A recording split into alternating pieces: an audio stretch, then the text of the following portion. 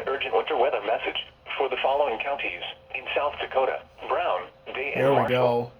go. Winter weather advisory remains in effect until 6 p.m. Central Standard Time this evening. Ice storm warning in effect from 6 p.m. this evening to 9 a.m. Central Standard Time Thursday. Winter weather advisory in effect from 9 a.m. to 6 p.m. Central Standard Time Thursday.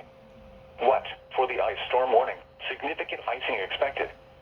Total snow accumulations of up to 1 inch and ice accumulations of 1/4 to 1/2 of an inch. Winds gusting as high as 40 miles per hour. Half an inch For of the ice, first that's winter weather crazy. advisory, freezing rain.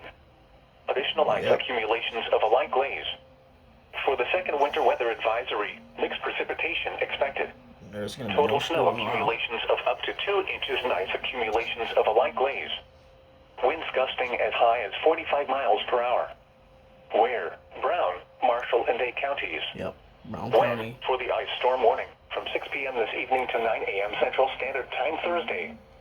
For the first winter weather advisory, until 6 p.m. Central Standard Time this evening.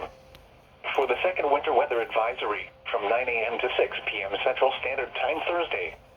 Impacts, power outages, and tree damage are likely due to the ice. Travel could be nearly impossible. Patchy blowing snow could significantly reduce visibility. The hazardous conditions supposed could to get impact 1 the inch morning or though. evening commute. Travel is strongly discouraged. If you must travel, keep an extra flashlight, food, and water in your vehicle in case of an emergency. Prepare for possible power outages. Slow down and use caution while traveling. Prepare for possible power outages. Said it twice. The latest road conditions can be obtained by calling 511.